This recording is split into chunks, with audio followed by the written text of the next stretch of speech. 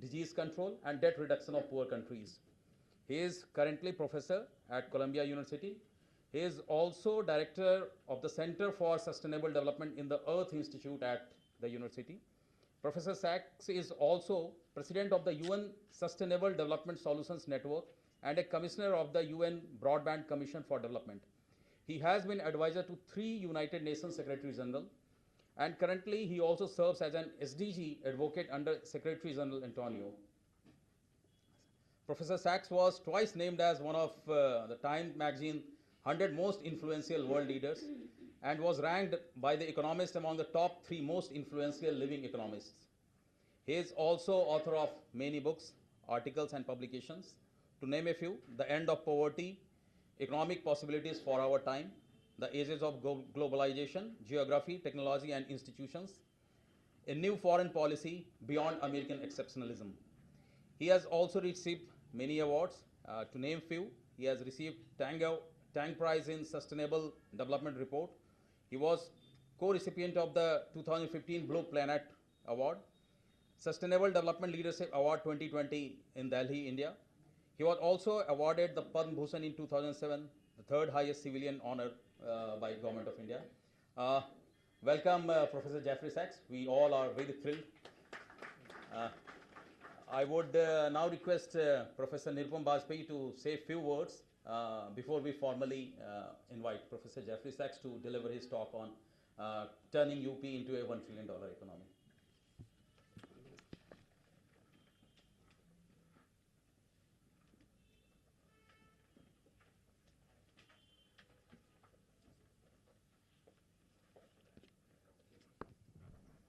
Good evening, everybody. I have been asked to say a few words about Professor Sachs and my work in India over the last roughly 3 decades now.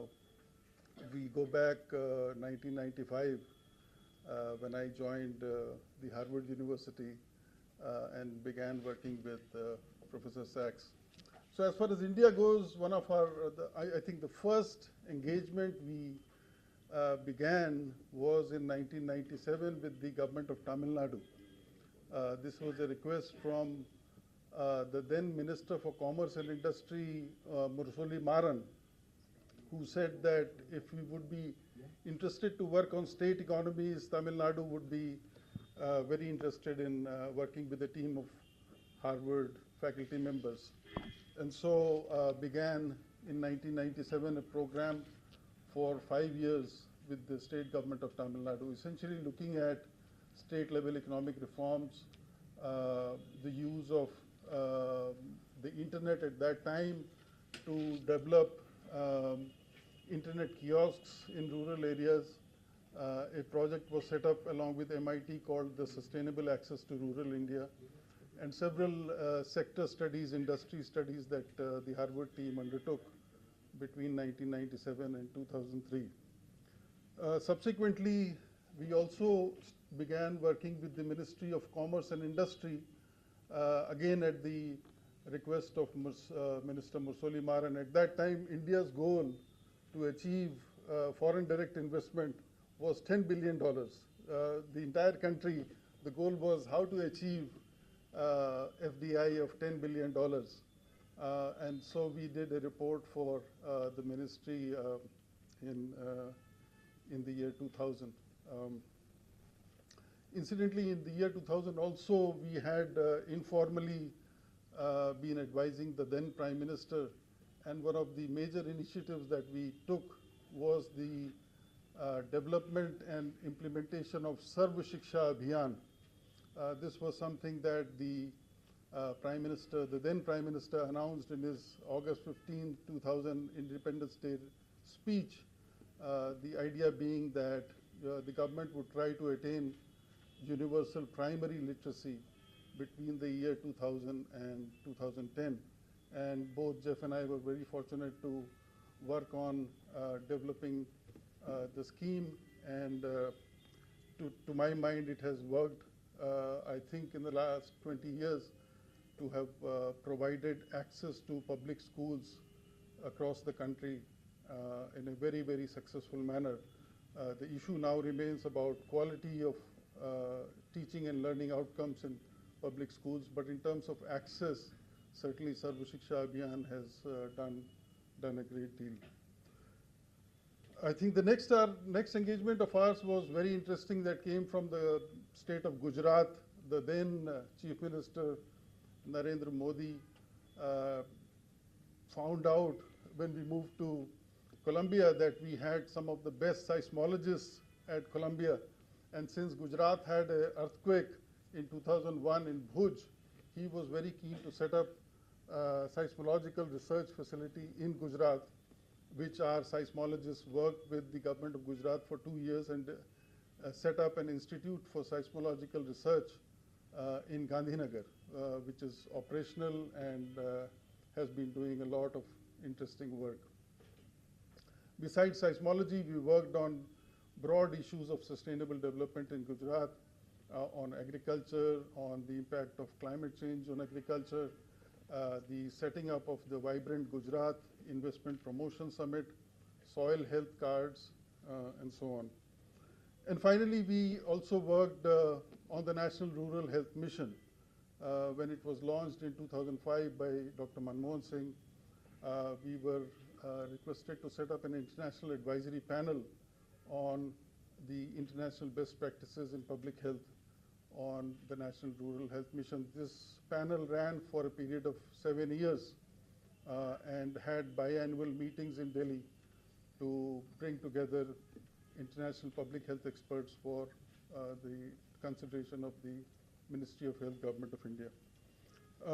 We are now in UP and very excited to work on a project here which is focused on technology and how it can help improve service delivery, especially with mobile technology. And the district that has been identified for us is Sitapur, where Jeff, Sonia, and I visited today. This is going to be a 3-year project in the areas of agriculture, health, education, and Anganwadis, the ICDS. And we look forward to a meeting tomorrow with the heads of departments of these sectors to take this project further. Thank you so much.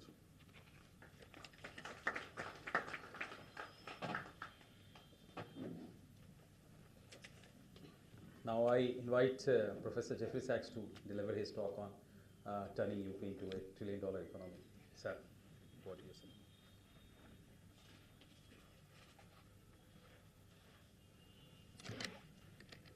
Good evening, ladies and gentlemen. Thank you so much for the warm welcome, and thank you so much for the opportunity to work together. We're really looking forward to it, and it's a great honor for all of us and a special treat for my wife and me to be here and to be so warmly welcomed. For Nirupam, this is home, so this is also a very special treat. India is changing, of course, very rapidly and very positively, so this is exciting to see. Like so many economists in the world, India was my inspiration for going into economics and for going into development economics. We first came to India, my wife and I, in 1979. So this is 44 years ago. And let me say things have changed a bit in the interim, but we have been very fortunate in our careers to watch the changes, to admire the dramatic and exciting innovations and progress that's underway, but especially to enjoy friendships that now date for more than 40 years. And so this is a special treat. I was asked to speak about how Uttar Pradesh can become a $1 trillion economy. I'm going to leave the details to you, the planning ministry and all of the leaders, and talk about generally how India and Uttar Pradesh can progress very, very rapidly and give perhaps some hints or ideas about the actual analytical work that is needed to answer that specific question. Because the question of how to achieve particular goals by particular dates is itself a very important analytical problem, something that I hope that the planning ministry is going to answer in detail, and anything that I and we can do to help give good answers to that, please count on us. When I asked for a piece of paper to take notes, I was brought this book. I don't know if this is a book that's widely used, but it's the Sustainable Development Goal book. So this already is the starting point. The Sustainable Development Goals really provide a useful framework for government to measure, to monitor, and to plan. And so, as much as I would like to see Uttar Pradesh achieve a $1 trillion economy, I'd really like to see it achieve all of the Sustainable Development Goals. And by doing so, it would achieve a $1 trillion economy. The point about the Sustainable Development Goals is that there isn't only one objective for a society or for an economy, and it can't be summarized only in dollars.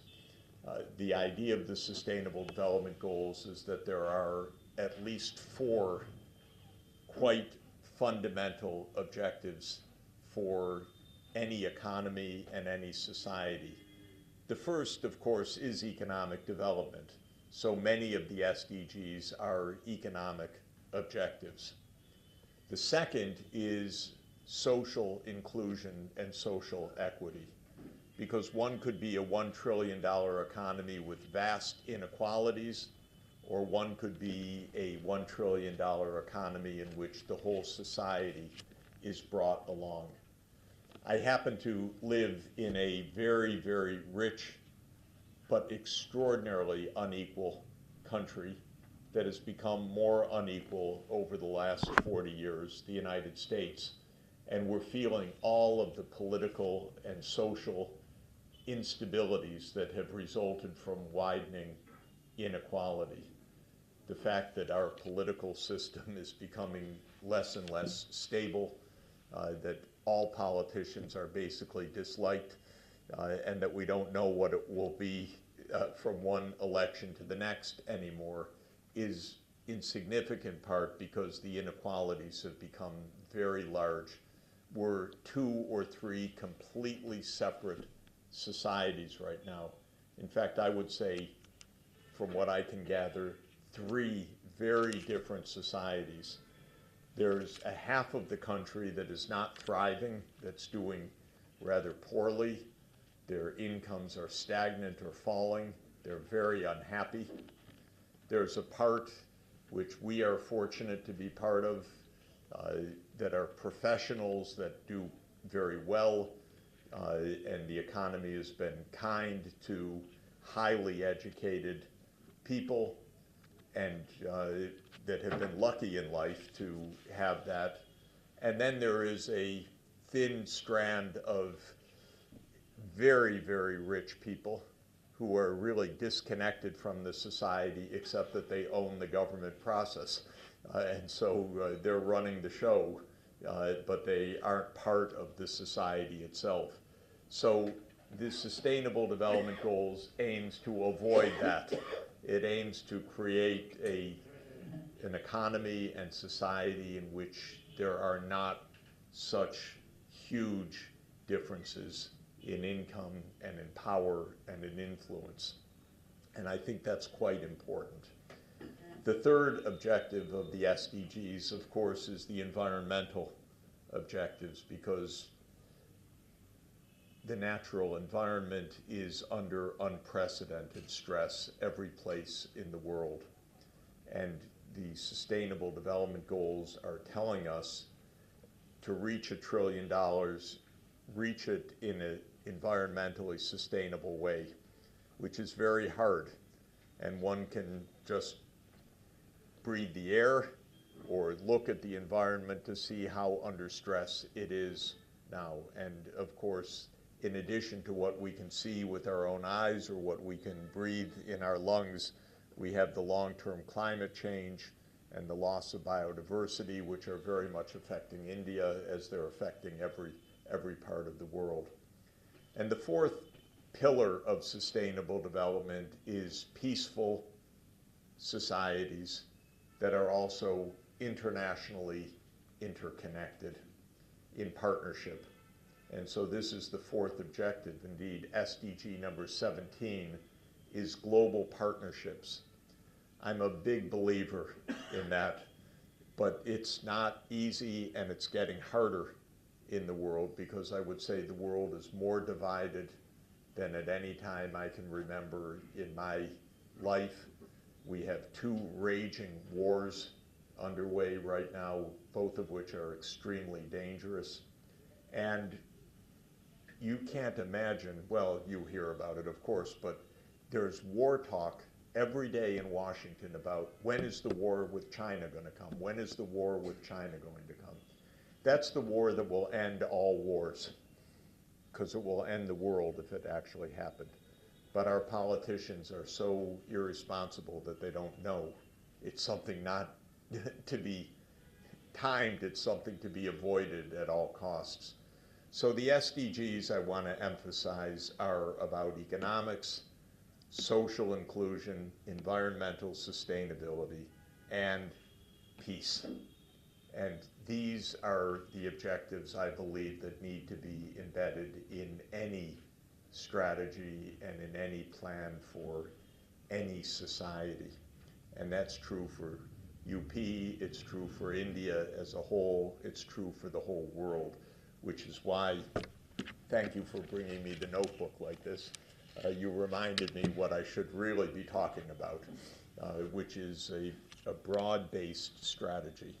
Now, to achieve the SDGs or to achieve a $1 trillion economy is, to a very significant extent, a challenge of investing in the future in the right way.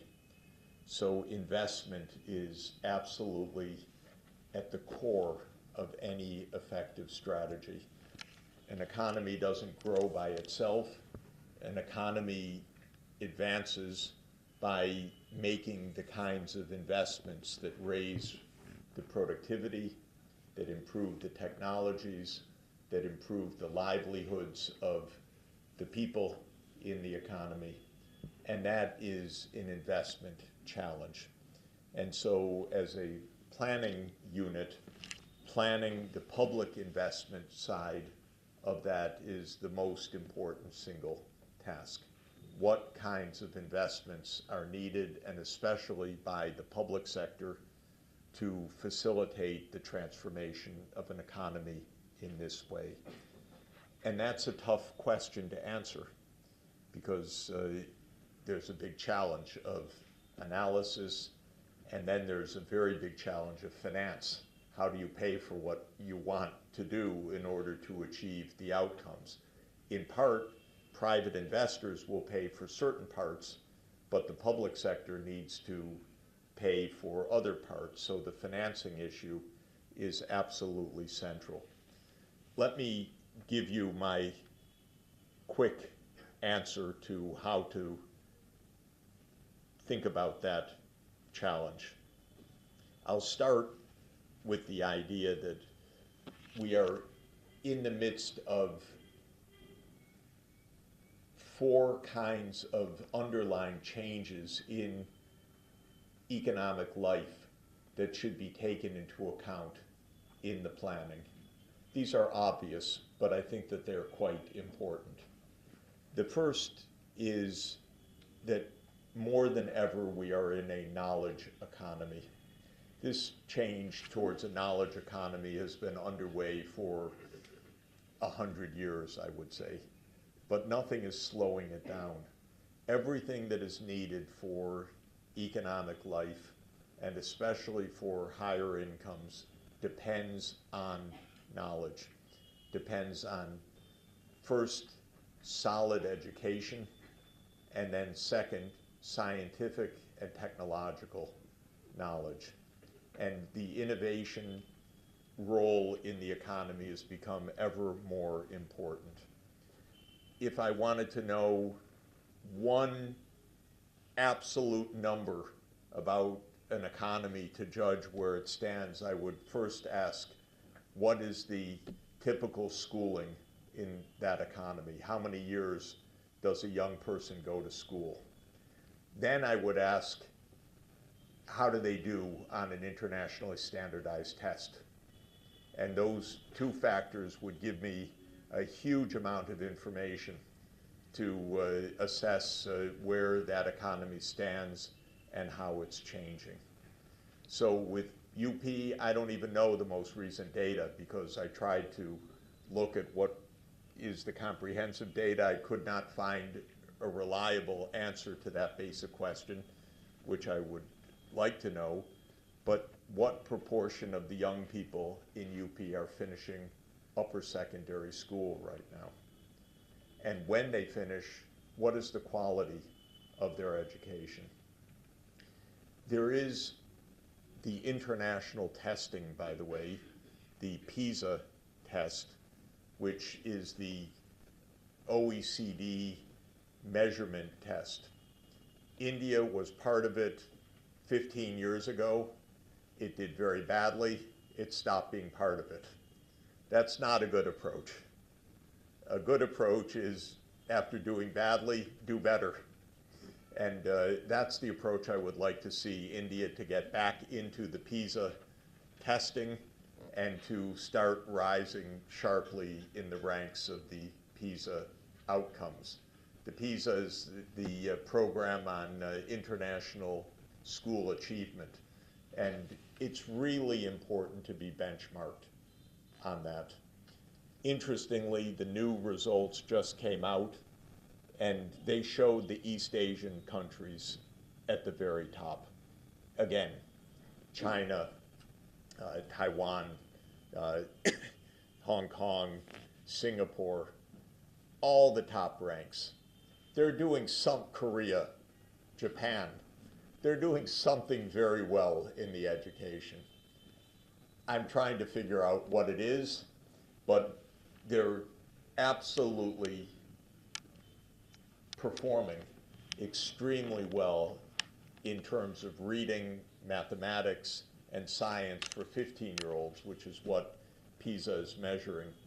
And this translates pretty directly into high incomes in a short period of time. And there are lots of studies now showing that schooling adjusted for quality is the single biggest predictor of economic outcomes, period, worldwide. So if I had to make one investment, it would be in education. And I would say everything else would take care of itself to some extent, because with a well-educated population, either they'll stay if they have what to use in infrastructure, or they will leave, but they will be successful. And as all of you know, the single most successful group in the United States are from India, are the Indian expats who are the most professional, highest trained, highest educated. But make sure that is society-wide. And this, I think, would be my #1 answer to UP's challenge. It doesn't come immediately. I know you want even faster answers, but educating young people with quality is the single most important investment any society can possibly make. Now, the second related transformation in the societies, of course, is the digital transformation, because every age is defined by its leading technological advance. And our age is definitely defined by the digital technologies. In our visit today to Sitipur, and when we went, of course, this is no news to you, but when we went to the ASHA workers, when we went to the agricultural workers, when we went to the education workers, everybody's got smartphones, everybody's using them. Not in the most organized way to capture all the information yet, but the digital technology platforms are pervasive, which is fantastic, but I think are really a crucial tool for further advances. Are children learning online effectively? Is the online component being integrated with the in-class component effectively? Is the online health component being integrated with what happens in the clinic, what happens in the home, and so forth? The answer seems to be a bit, but not in a comprehensive and systematic way as much as could be done. But one thing is for sure, every successful economy will be a 5G, 6G, 7G economy in the next 15 years.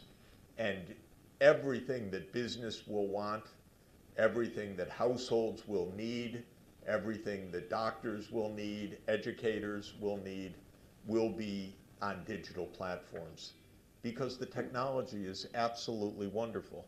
Now, this is an area where India is really in a leadership, and also not only in a leadership in the absolute technology, in a leadership in applying the technology in a low-income setting, where India has done more than any place in the world to do this.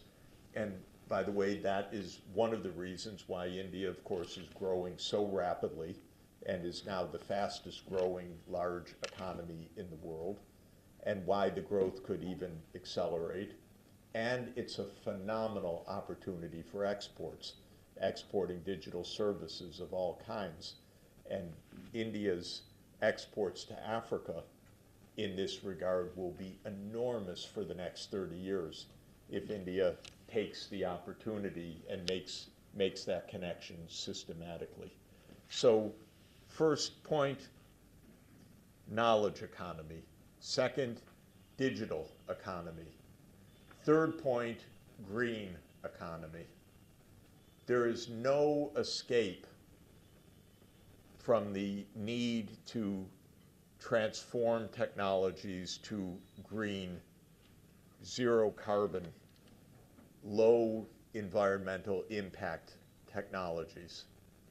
And this is a very big challenge, but it is an inescapable problem because we need to do this urgently. India is very vulnerable to the global climate change. And so as much as it would be convenient to say, don't bother us for a while, we have other things on our mind, because India depends on coal, it depends on a fossil fuel economy, the transformation has to take place at the global level and will have to take place within India, because every country is going to have to be in a zero carbon energy system in order to be able to trade with the rest of the world. You can see Europe already putting the limitations on trade with countries with high carbon content. This is going to become a general proposition worldwide because the consequences of what's happening now are so serious. And so you know that 2023 was the hottest year in recorded history, and 2024 is going to be worse, and the amount of dislocations are enormous, and so the need and the pressure for decarbonization will be huge. So when you make the plans, you have to make the plans for making this transformation quite quickly. What does that mean? It means a few important things. One is that the power grid, and you're going to need a lot more electricity in this state, a lot more than you have now to be a trillion-dollar economy. It's going to have to be green power. It can't be coal-based power.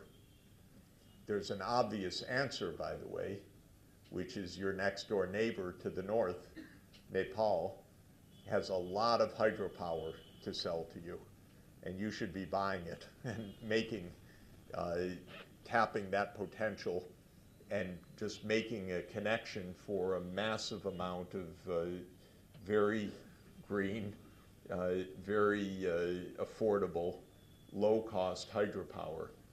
They're not so keen, you're not so keen, but somehow the scaling up has to take place.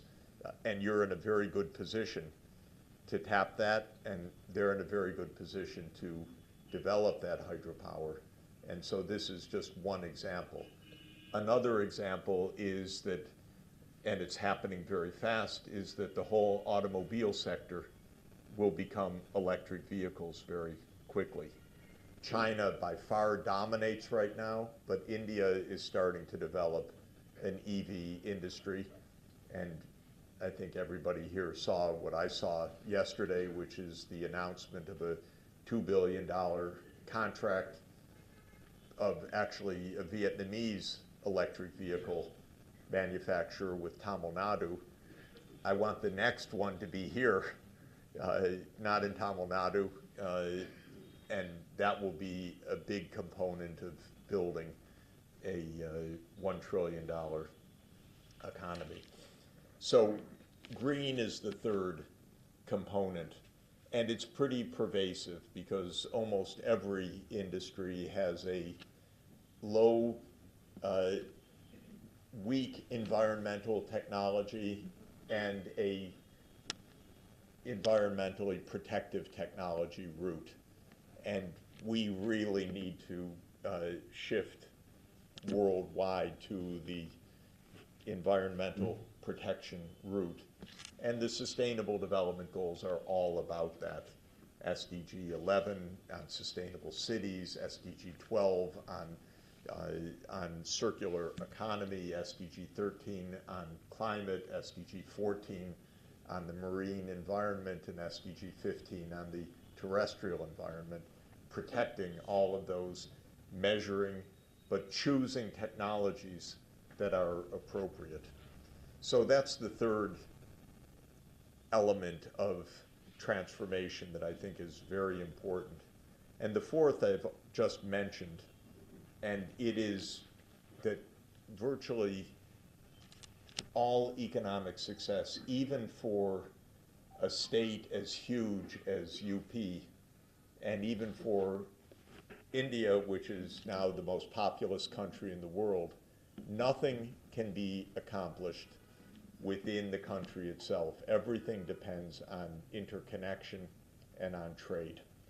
And so connectedness is the fourth dimension of economic success. This state must be an outward-looking, export-oriented state, whether it's selling goods and services to the rest of India or selling goods and services to the rest of the world.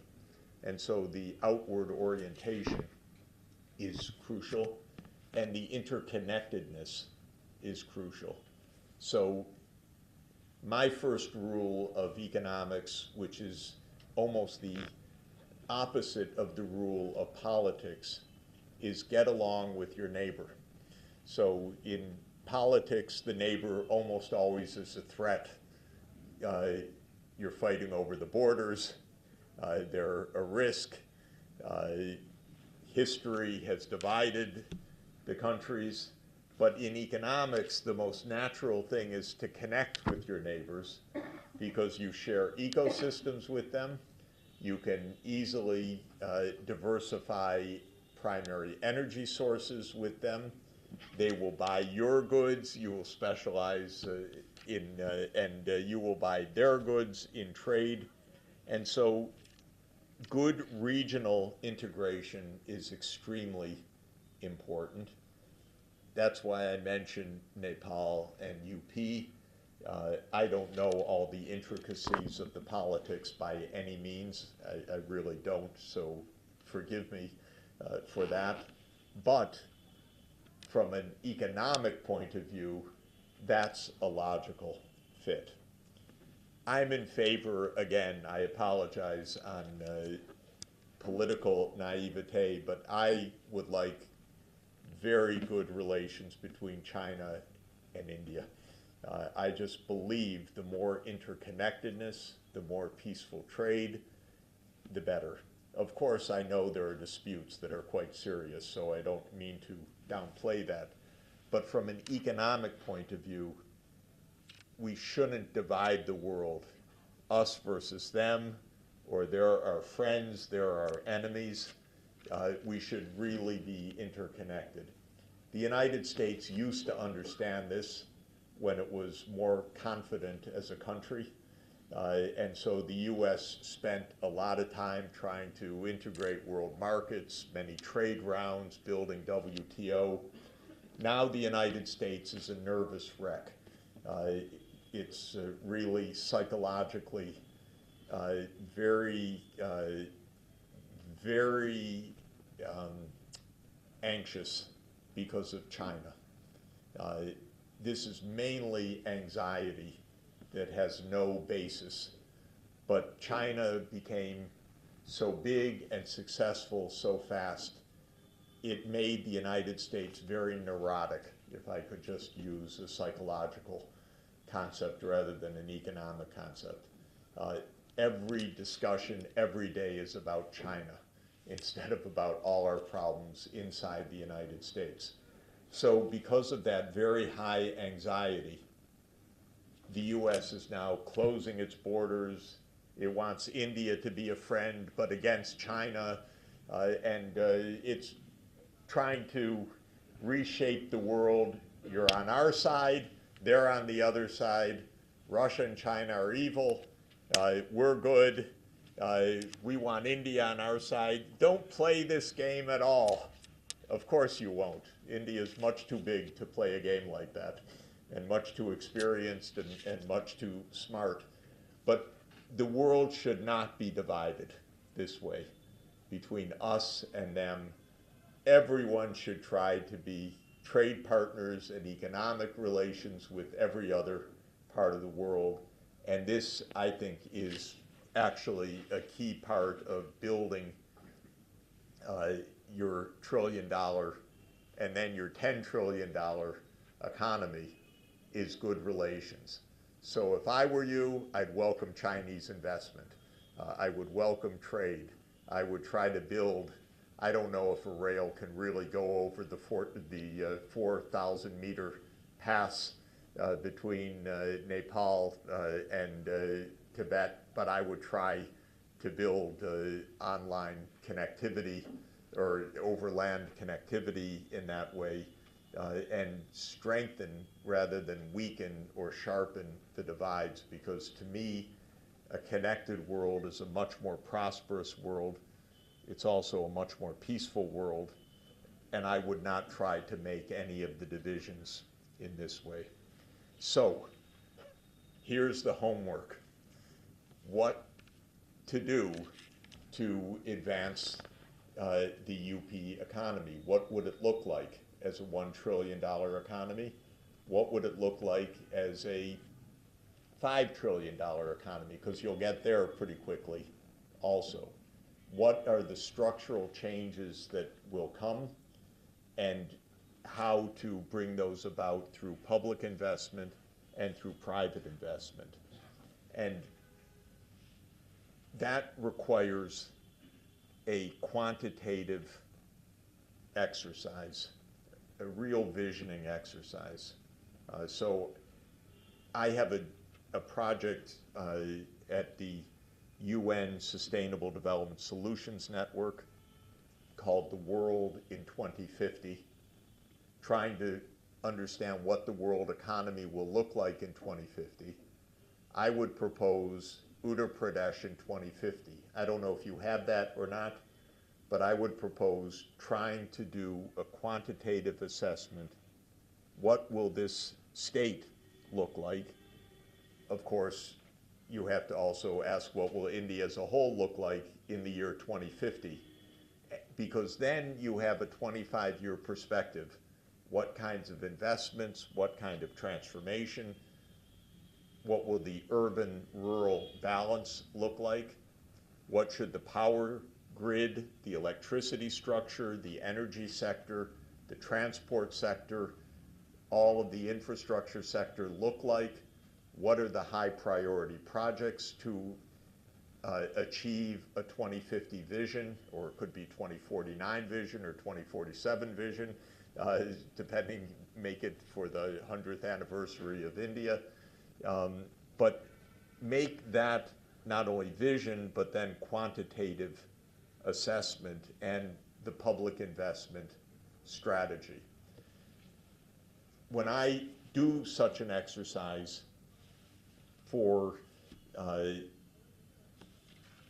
a country of interest, I find two things. One, rapid economic growth is very possible because we live in an age where the technology is favorable for rapid advancement. This is one key point. And second, that there are, I find, 6 major categories of investment, public investment, that are crucial. The first, as I mentioned, is education, absolutely central. Every child at least completing upper secondary school with qualified teachers and qualified infrastructure. Second is healthcare, making sure that there is proper health coverage, universal health coverage of the population, and you have a good structure, but it's undermanned, or under-resourced, but the structure is there from the primary health post onward, and the structure of the cadres are all there, but they're not filled yet. The doctors are missing, there aren't enough, there's equipment missing, there's coverage missing. We could see that just on the visit to one site.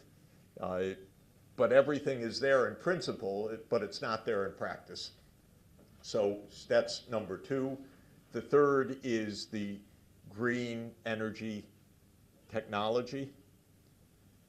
Believe me, you're going to need a lot more power, a lot more terawatts in this state. And so a massive expansion of electricity coverage and use. Where is it going to come from? How's it going to be built? Who's going to finance it? Very important question. The fourth is sustainable agriculture and land use. One thing we could see within 1 hour of our visit in Sitapur is the tremendous technological advances coming to agriculture very, very rapidly right now. The drones are now coming in, the first 6 drones for irrigating the fields, the automatic seeding machines, the autonomous farms.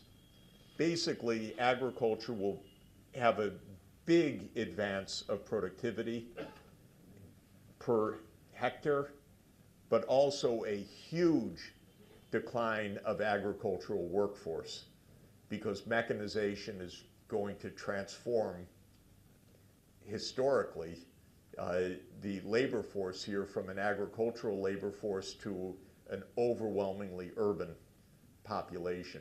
And that's going to happen in the next 20 years. And so urbanization is the 5th investment, making sure that cities are livable and sustainable. Social housing probably is going to have to play a major role because the housing question is really a major social challenge. And I don't know of any society that is able to address the housing question without a government direct role, because too much of the population is left out if it's only based on private market demand and who can afford housing and who can't. So the social housing question will be a huge part of the investment needs. And then the sixth is the digital platforms, making sure that there's universal coverage and that there are the applications. Now, India is doing such a wonderful job on this. This is really where you're way in the lead, and our project is aiming to see if we can help fill a few gaps.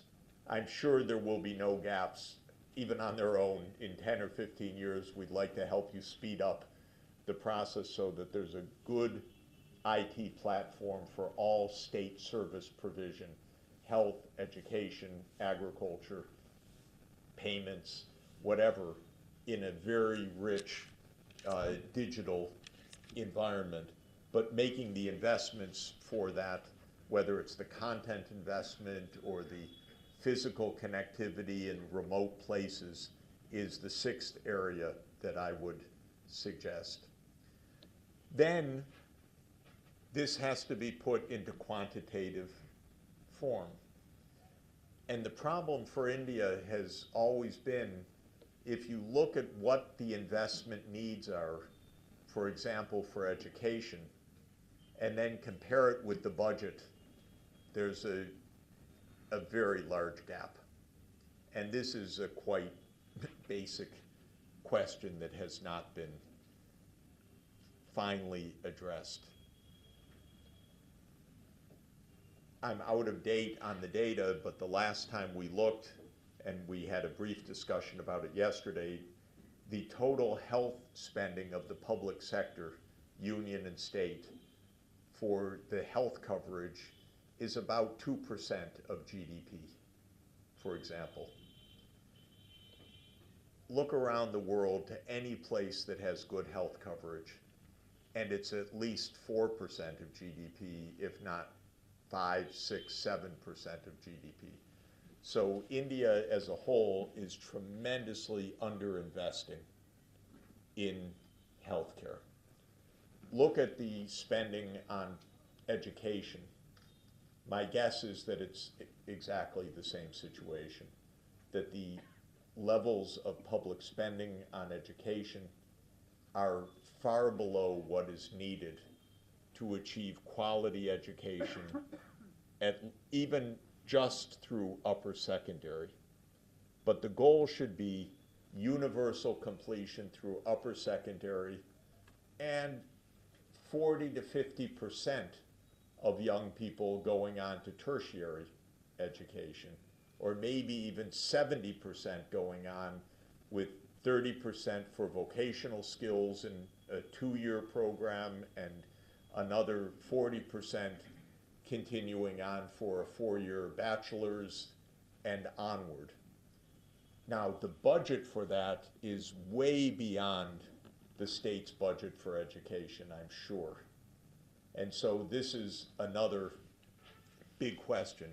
How much would it cost? What's really needed? It seems like teachers and doctors are two of the big gaps that what happens, what we were even could see today. When the budget is too low, what happens? There aren't enough quality teachers and there aren't enough doctors around by a large number. We were hearing that in one of the CHCs, I think it was, it's 5,000 patients a day and 7 doctors. A doctor cannot see 700 patients in a day. Even an extremely capable Indian doctor cannot do that. And so there's a huge shortage. And the problem is cost. There isn't a budget. And then there aren't the doctors available because there aren't the medical schools to train the number of doctors that are really needed. And that's also a cost factor. So my point is, make a numerical, quantitative, 25-year scenario and understand what the financing needs are, and then what are the budget and financial opportunities to close the gaps. Now, I don't know the answers to those questions, so I can't give you the bottom line of my lecture to how to do this exactly. But what I can tell you for sure is that there are not enough government revenues to do what needs to be done. This I'm sure of, because India's total revenue collection as a share of GDP is about 20% of India's GDP. And you cannot have sustainable development for less than 30% of GDP, because the needs are so large.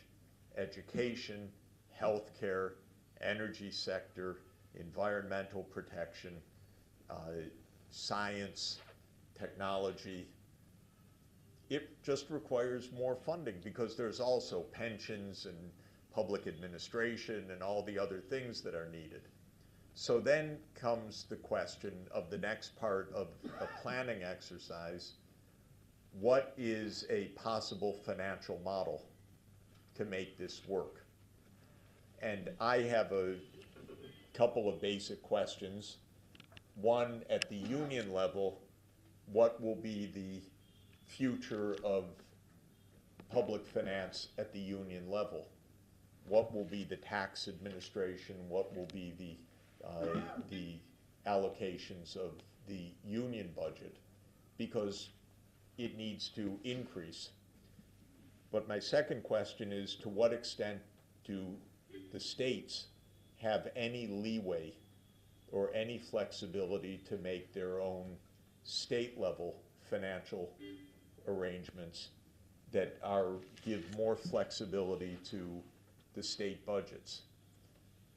You're a state, UP is a state that, of course, I think would be the 5th largest country in the world. So you're not a small state, you're a giant. You need a fiscal policy, you need a budget flexibility, you need a tax flexibility, you need an opportunity to borrow independently. I don't know all the constitutional arrangements for that, whether it's even feasible or not, but to really achieve the kinds of results that UP needs fiscal flexibility and financial flexibility. And I don't know whether that's even possible constitutionally or not. Can the state borrow? Under what terms? Can it borrow with permission from the center, or can it borrow on its own accord? Can it raise taxes? If so, what kinds of taxes are state responsibility and so forth? Is there a political space for that? Could it be phased in over many years? Is tax revolt the #1 political thing, like it is in the United States, by the way? The reason we have such high inequality in the United States is the rich control the political system, and their first command is don't raise any taxes on us. And of course, the bottom half of the population absolutely rejects any more taxes. And so we haven't had a rise of our federal tax to GDP ratio in 50 years now, because the political system is completely trapped. We don't have a VAT even in the United States. So we collect at the federal level 16% of GDP in tax revenues, which is very small, by the way. The states add another 12% or so, so it's something like 29 or 30%, but it's not enough to run the country, and the political system doesn't allow the change. I don't know your situation, but I do know from an economic point of view, if you made a scenario for UP being a high-income, advanced, sustainable economy in the year 2047, and asked what it would cost, you would need more fiscal revenues to accomplish that, because to pay for all of these things. And then another question is, borrowing. I don't know whether states can borrow or not, and on what basis. But certain of these investments have a good, very good rate of return. Of course, many of the project investments in the power sector or in other sectors have a natural project finance. But even borrowing for education is not a bad deal as long as the terms of the borrowing are 40-year borrowing, because it takes a long time to get the returns to education fully returned into the budget. But the whole fiscal financial framework would be, I think, the added component. And the last part that I would emphasize is, of course, the sector strategies, because I've been talking about social services, health and education. I've been talking about basic infrastructure of transport, and I'm very happy to see the water transport being developed, the rail transport being developed, the land transport, the highway transport. This is all crucial, absolutely crucial. But then comes the private sector side: agriculture, mining, industry, services. And of course, an economy like yours is going to be very diverse. It's going to have advances in all of the major sectors. This state has tremendous potential for agricultural advance, but it will be with many, many fewer people, for sure. So the labor force in agriculture will fall to under 10% of the labor force, and because it's going to all be mechanized, and it's going to be drones, it's going to be smart seeding machines, it's going to be automatic harvesters, it's going to be precision agriculture without the workforce. The workforce will be much more in industry and construction, and a tremendous share, 70% or more, in the service economy, because that will be that will be where the population and employment shifts. The last part of the planning is, therefore, how international trade intersects with the changing structure of the economy. Surely UP, for example, will be a major touristic economy in the future. And we had a good discussion of this yesterday. UP will be one of the world's leading tourist destinations. You already are. Some of the most iconic places in the world are in this state. By the way, people who come to visit the Taj Mahal from outside do not know they're visiting UP.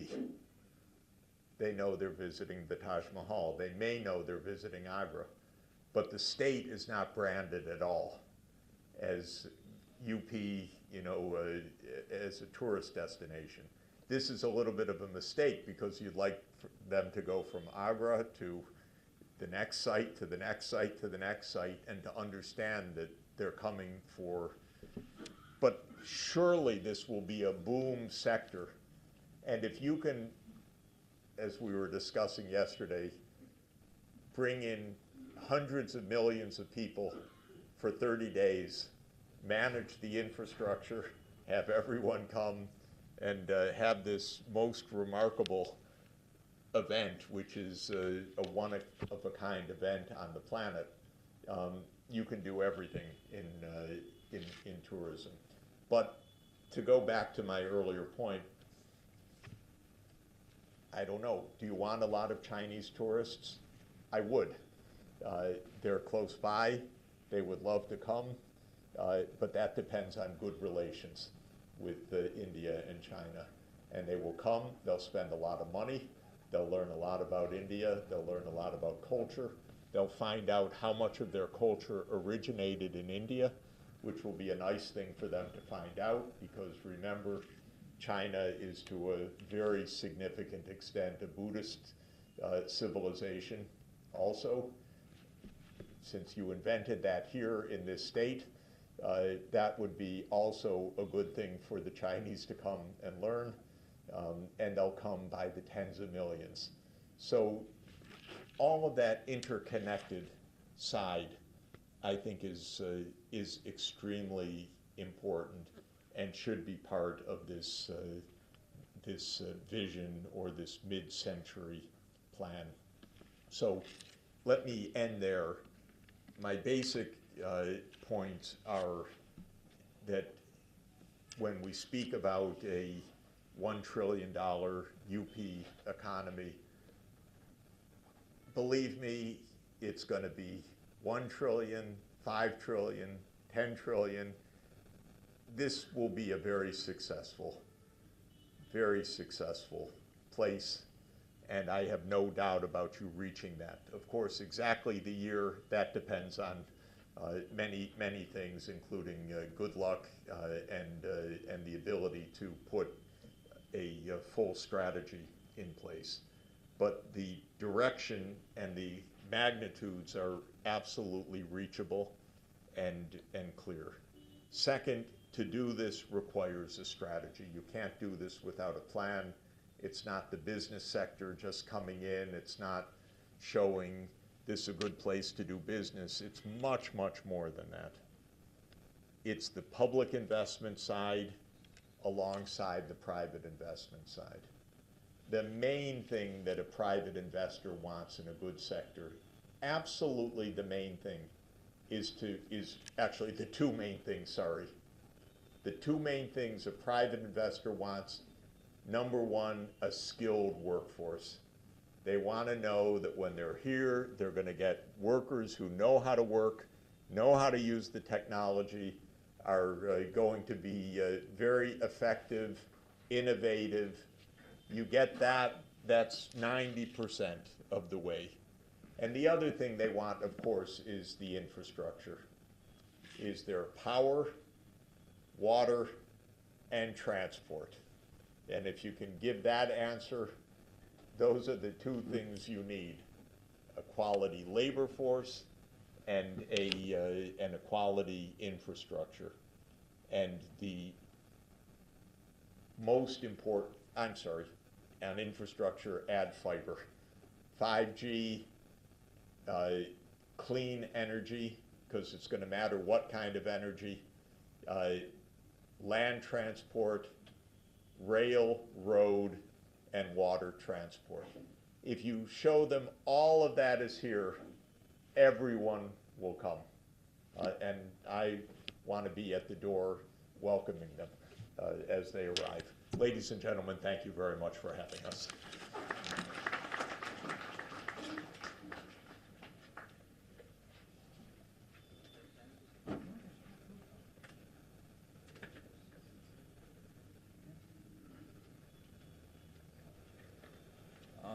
Thank you so much, Professor Jeffrey Sachs. With your permission, can we take some questions? Of course. So now the floor is open for any questions which you would like to. Anyone from the audience? Yeah, ma'am. Professor Nirbam, would you like to moderate this?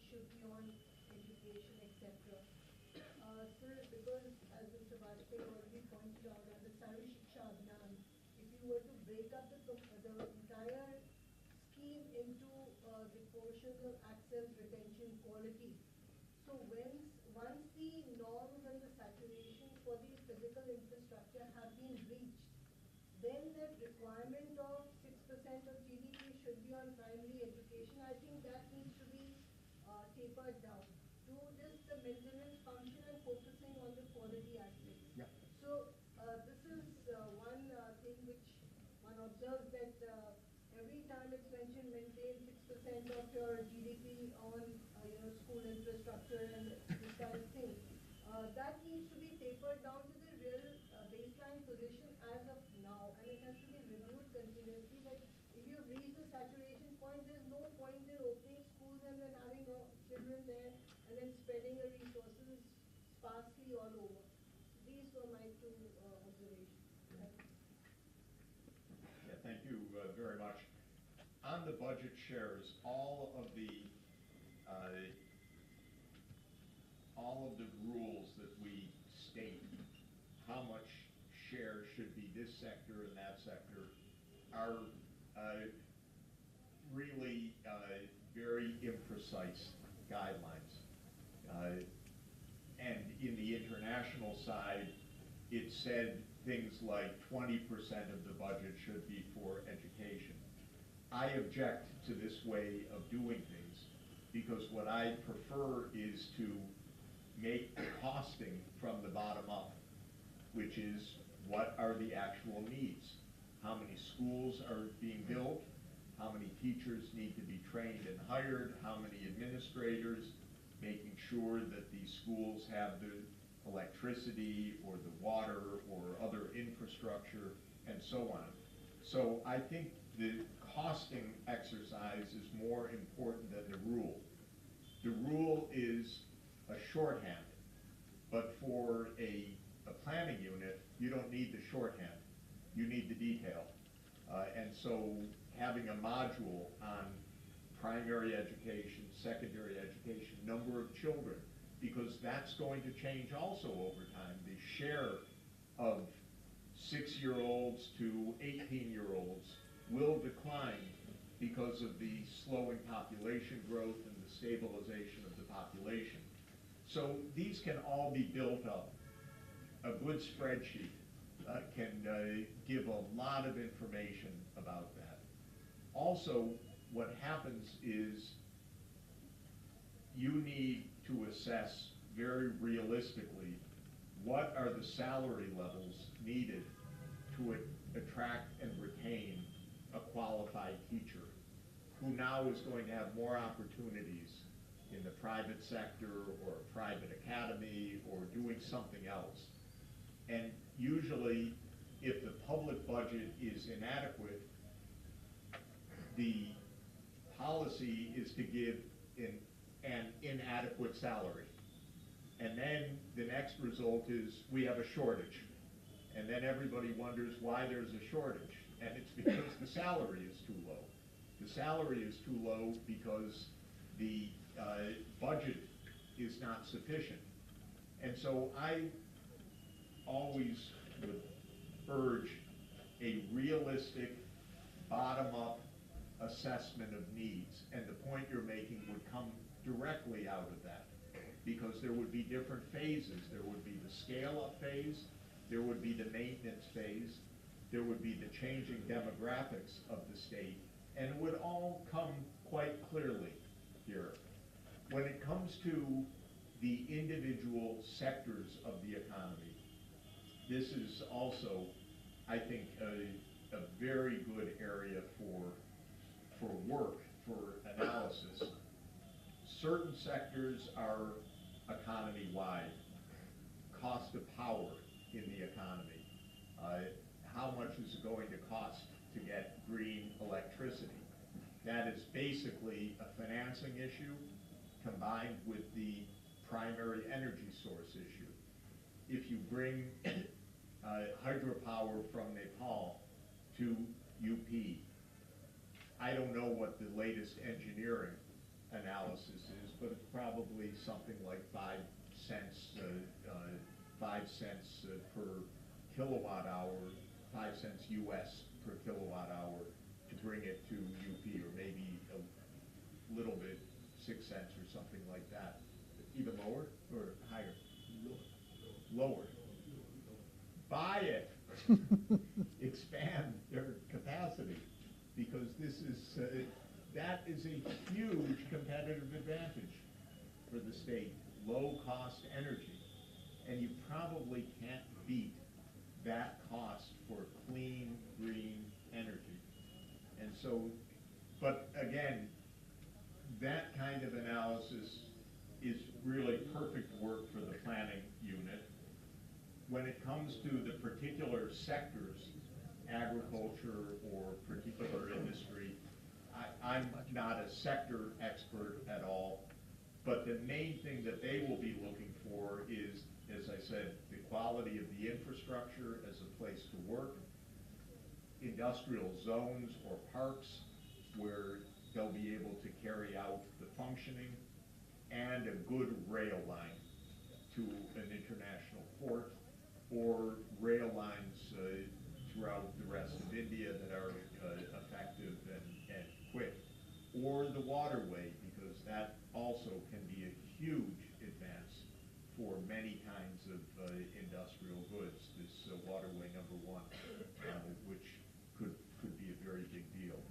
So I think that the sector competitiveness will depend a lot on the infrastructure and the labor force, and if you have those in order, the businesses will come.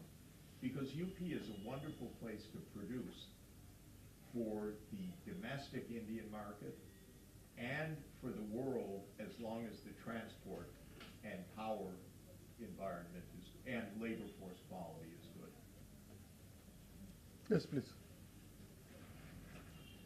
Thank you very much for a very enlightening talk. We understand that the peace is a prerequisite for sustainable development. And as you have also mentioned, and now UP is by and large is a peaceful state. So having that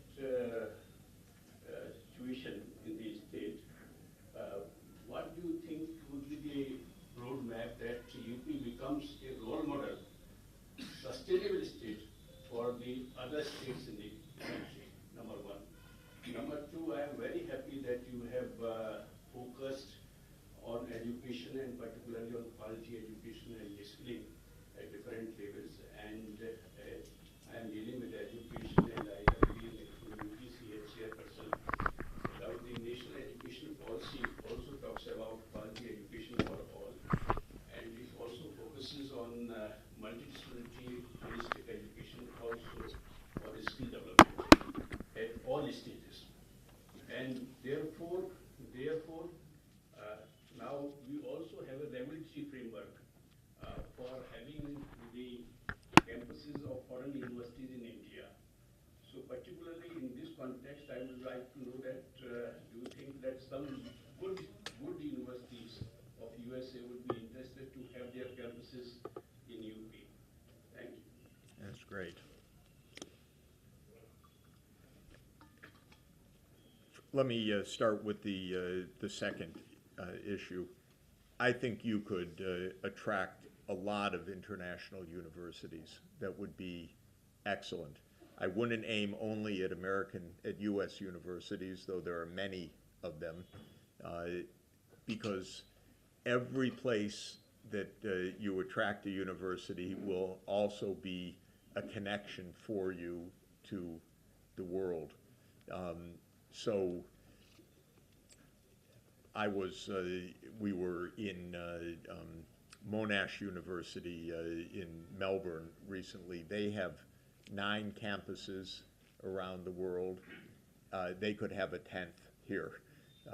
They're looking for that kind of broad base.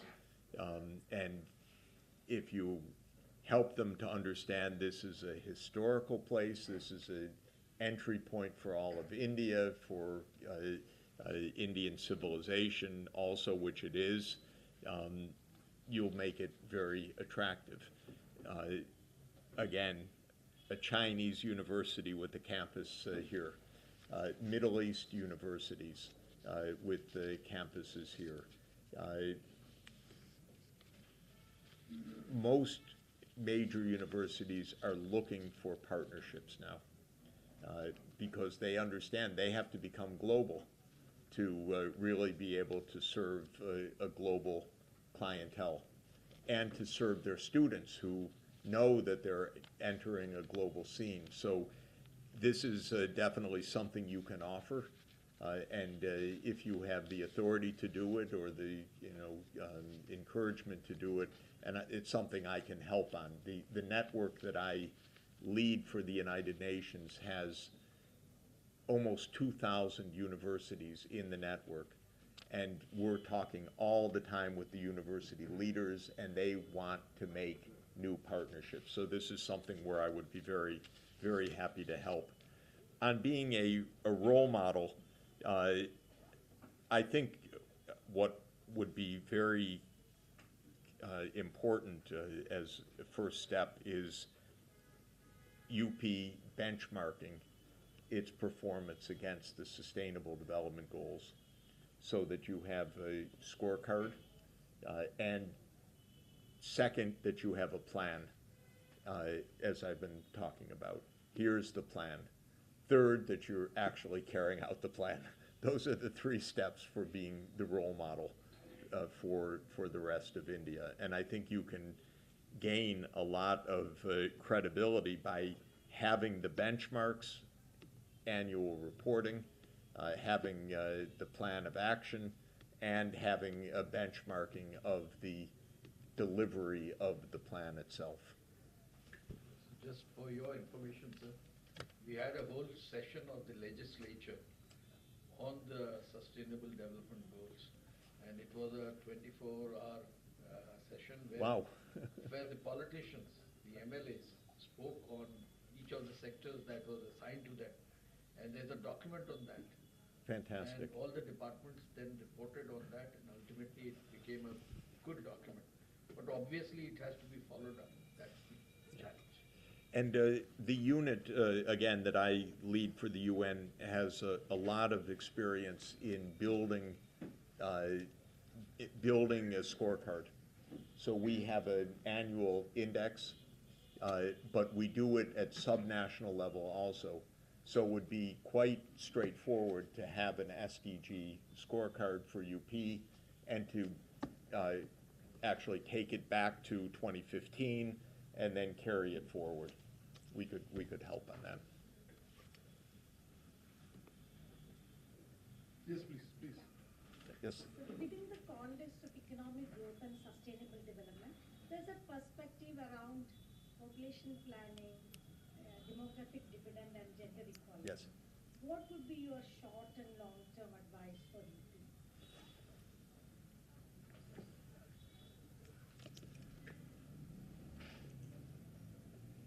In general, the natural direction for development everywhere is fertility rates declining to really below replacement rate,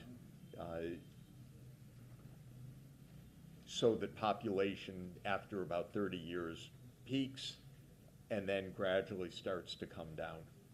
That would be my general recommendation.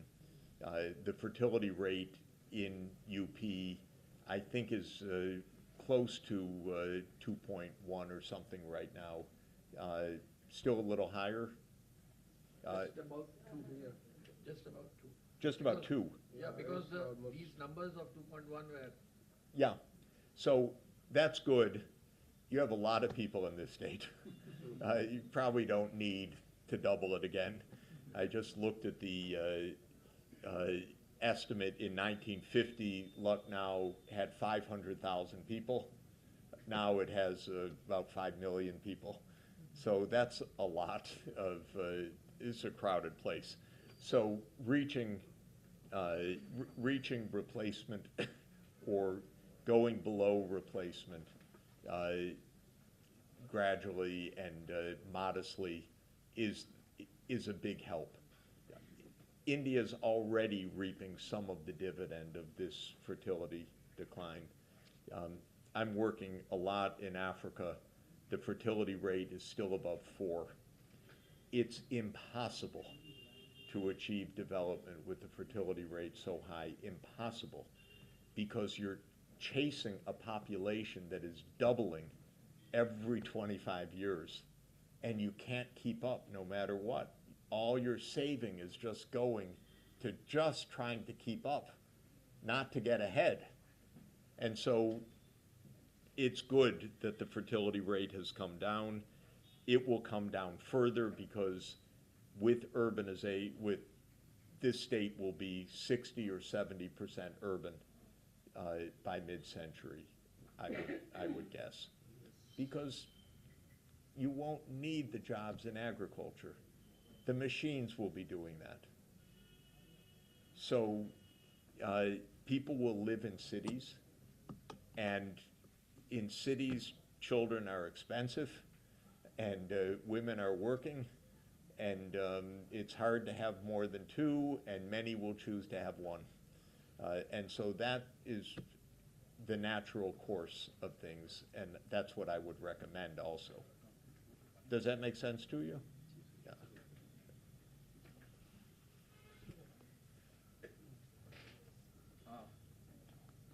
Thank you, Professor. Deputy. Now I would request our Chief Secretary, sir, to share his thoughts and also thank Professor Jeffrey.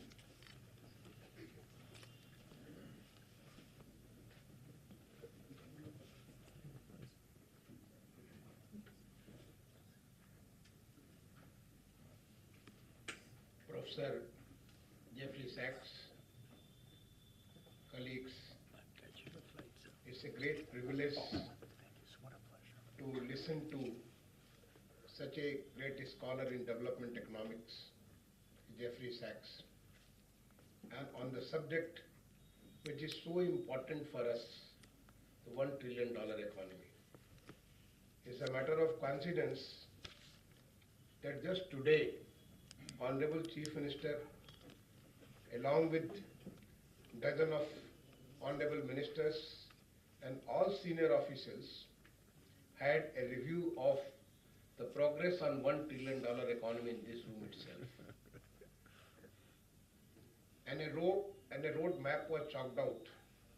How we are, he reviewed what we have done, where the process started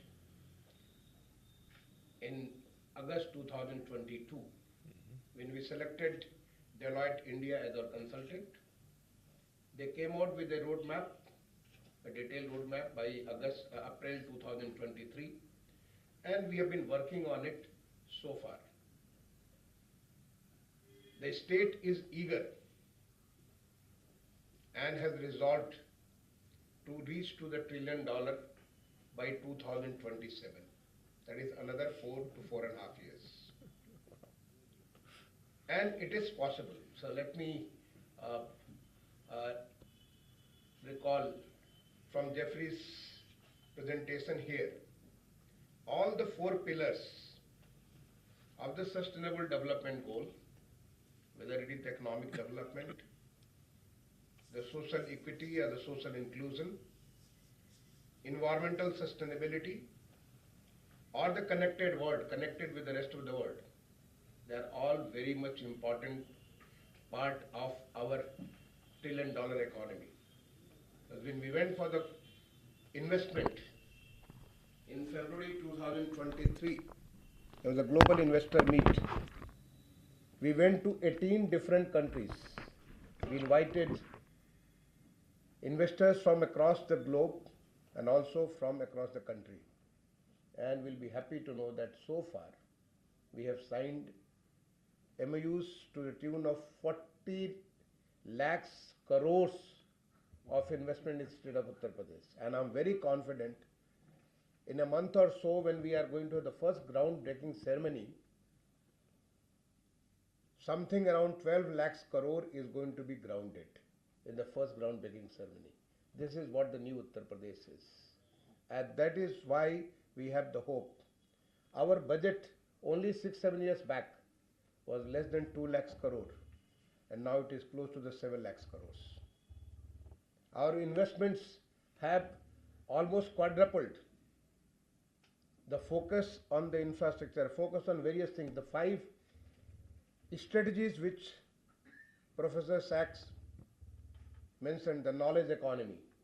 We are moving so fast on the knowledge economy, whether it is the ITI, the polytechnic, or the engineering colleges, medical colleges, one college for every district, medical college for every district. So many have been added. The new universities, we have given permission to 43 new universities, private universities. 10 have already started functioning and 3 are coming to the next cabinet for allowing them to start functioning. So this is what the new Uttar Pradesh is. In the knowledge economy, the focus on the skilling. There is so much of focus on the skilling. When it is the digital, the second strategy was the digital economy. Let me just give one example. The Honorable Prime Minister focused on the agri-stack, and we were almost at the level 0 just a year back. The whole team from Ministry of Agriculture had come on Saturday, only 2 days back, just to understand what UP has done. And I am happy to share with you that we have geo-referenced nearly 7 crores, 70 million plots in Uttar Pradesh. And in the last Kharif season, we had only in 21 districts, 100%, and the balance 54 districts, 10 villages each just for the practice sake. But now in the Rabi season, starting, very soon, it is the digital crop survey for all the plots in all 75 districts. And the potential is immense. We have already done the plot registry, we have already done the crop registry, and now we are going to do the farmers registry, and very soon it's totally going to be on the digital map. And this is one example I have given. Many other things. The state has progressed. This is under the leadership of our Honorable Chief Minister Yogi Adityanath ji. The state is ambitious. The state is making plans, and the state is executing its plans in a very, very concerted manner. When you see the Honorable Chief Minister, he was sitting here for 2.5 hours from 10:30 to 1 o'clock and reviewing the progress of the $1 trillion economy. Everything so much in detail. As a Chief Secretary, I keep reviewing almost every week. It is not even a month. Every week, I keep reviewing the progress, what is being done. So this is the new Uttar Pradesh, and that is why we are poised for that. The third area which you said was on the connectedness. And yes, as I mentioned, we are quite connected. We are getting people from all over the world.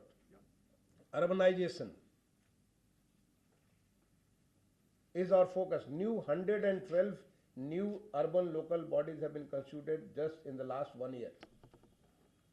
And more than 200 have been expanded.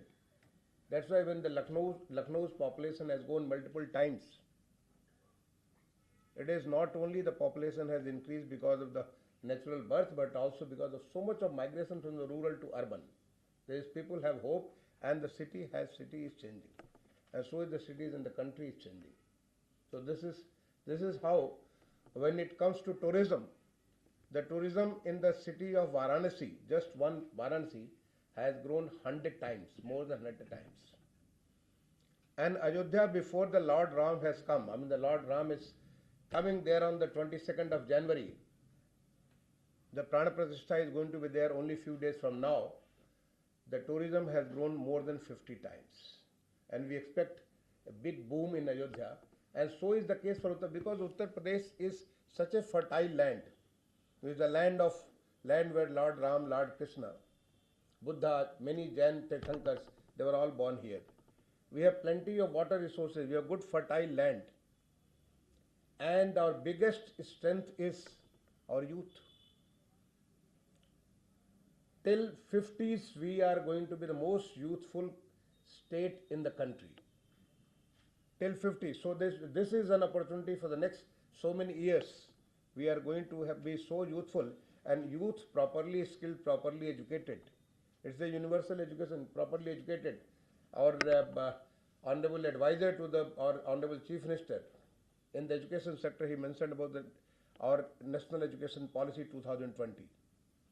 And UP is one of the topmost states in implementation of the National Education Policy. This has been accredited by the Ministry of Education, Government of India.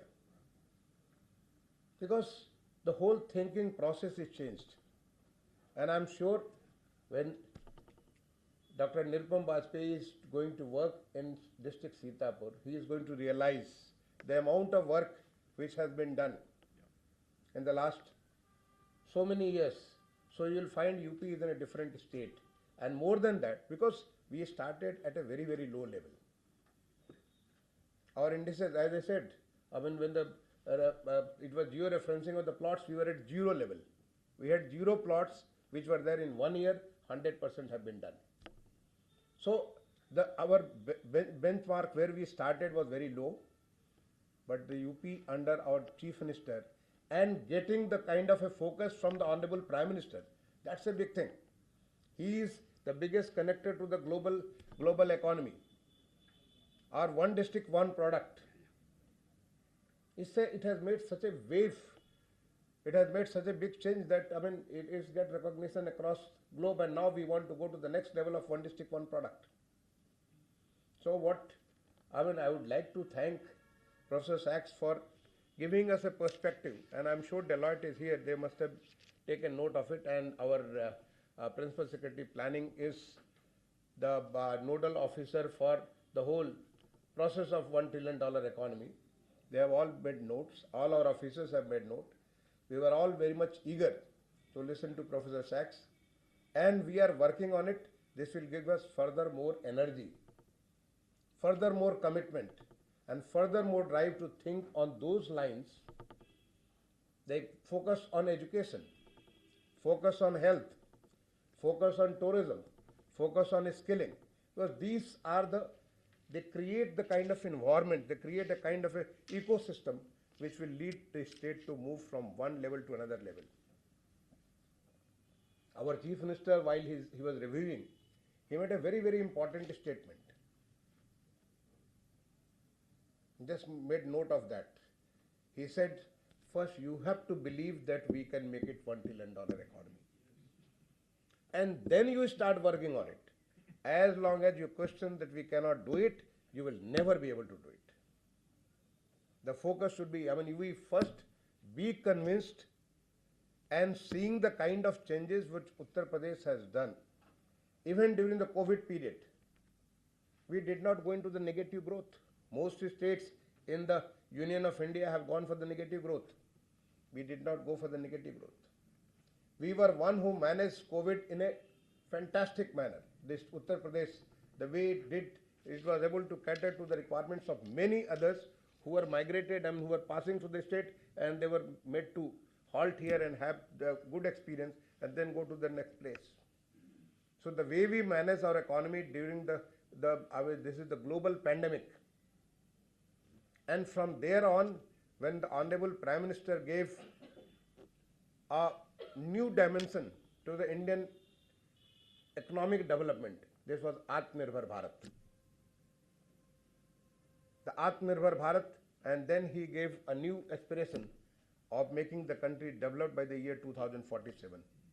We are very eager to make Uttar Pradesh, in line with the Honorable Prime Minister's vision, a developed state, a developed district, a developed village. We are all working on it, sir. And your exposition today on this subject from detailed perspective and the kind of experience you have across the globe. Professor Sachs, he is a known name across the globe. Anywhere he goes and people will be very happy, very eager to listen to him. So we are so fortunate to hear him today. And sure enough, this is going to give us that kind of a spark which is needed. After the Honorable Chief Minister's review and this perspective, we will work on the $1 trillion economy. So thank you, sir, for being here, and thank you for associating with Uttar Pradesh through the project which is being led by Nirupam Bajpayee and the Reliance and the state government. All the subjects which are being touched there, whether it is the health, whether it is the nutrition, whether it is agriculture, education, all these are very, very important. They will all be, the kind of model which is going to emerge out of your work, that will definitely help us in scaling up across the state and making the state move on that resolve to become a $1 trillion economy, and a $1 trillion economy with equitable a $1 trillion economy with the inclusive development, not a disparity, not a difference where people are rich and people are very poor. It's an inclusive development. Everybody gets an opportunity. That's what the new India is. I mean, it's a housing for all, education for all, skilling for all. That's the new India. It's an inclusive India. So thank you all, and thank you all for coming here in a big number. Sure enough, you are going with a big energy. So thank you, and thanks to Dr. Sachs. Thank you.